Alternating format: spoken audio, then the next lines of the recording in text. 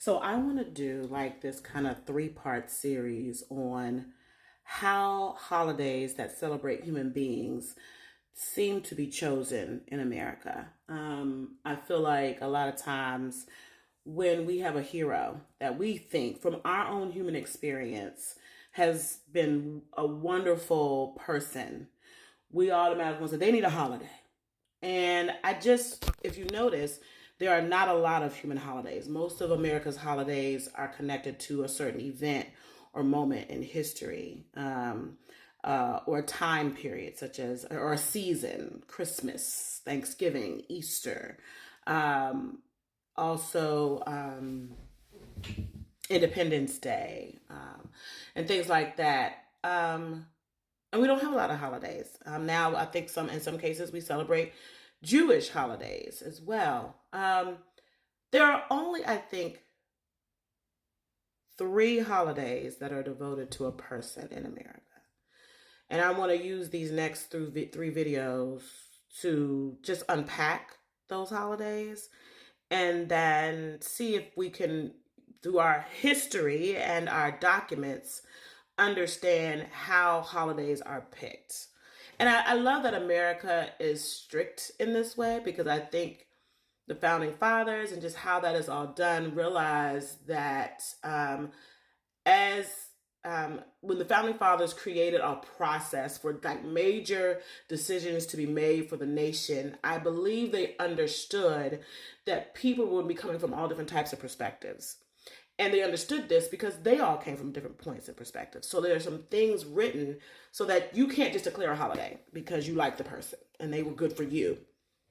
And so it seems like whether a holiday is for a person or an event or a season or a time period or a moment in history, it has to be something that really unified the country, that really did the work of unification of the country.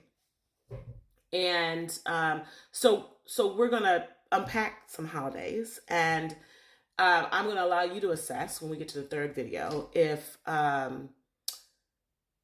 you understand how holidays are chosen and why your hero may be good for you or your community or your wherever you are, but maybe not good for the whole nation. So let's take a look at Columbus Day. Now, I personally have issues with Columbus Day. I don't think he really did much for us, um, or people of non-European descent. And in fact, he was pretty brutal. And so people may wonder, why in the world do we have a Columbus Day? I personally celebrate Indigenous Peoples Day. It's something I'm very passionate about, honoring the Native people. I'm very new to this mindset, so there's so much I'm still trying to learn and implement in my life and in the school that I founded. But I feel like we should be honoring the first people. So I celebrate Indigenous Peoples Day, but I understand why Columbus Day is one of our national holidays. It also is around my birthday, so I always say Anika was discovered, and that's how I think of it. But if I kind of step back from my own personal experience and look at Columbus, why is he given a holiday? Well, number one, even though people say, well, he never actually landed in America, so why is he an American holiday? But there was something he kind of broke, and it was documented. Now, we know that most likely Africans came here before he did, and plenty of other people came here before he did, and Native people were already here. So technically, he did not discover anything. But as far as the West is concerned, and whether we're part of the Western civilization voluntarily or not, we are all a part of the West. And what he represents is this breaking of a barrier that was documented, that there is land outside of Europe. And across the waters is this place. And that barrier he broke brought in more people, paved the way for the pilgrims, and just like was the beginning of the establishment of Western civilization outside of Europe. And America was birthed from that. So because he's the first to really do that and have it documented. See, sometimes we think we get upset because we say, well, he wasn't the first one. We know that, Mansa Musa probably came over here before he did, or whoever. We know that. And even though most likely records of this have been destroyed through Western colonization and expansion, so that, what is this African proverb that sometimes the hunter gets to tell the tale, not the lion? That's my exegesis of that quote. But it's an African proverb. Look it up.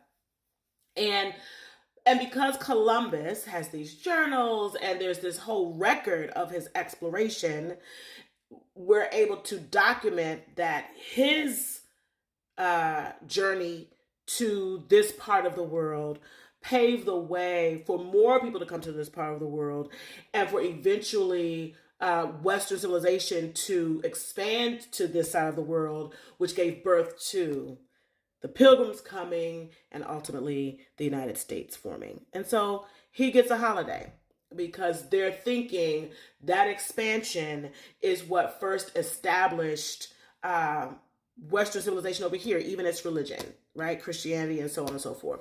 So from an American perspective, not an African American perspective, or Native American perspective, or a Latin American, or a person of color perspective, not from that perspective, from a more general sense of an American perspective, whether you like it or not, Columbus gets a holiday. Because from his work, eventually the United States came. Okay, so that's how he gets a holiday. All right, now please move to video number 2.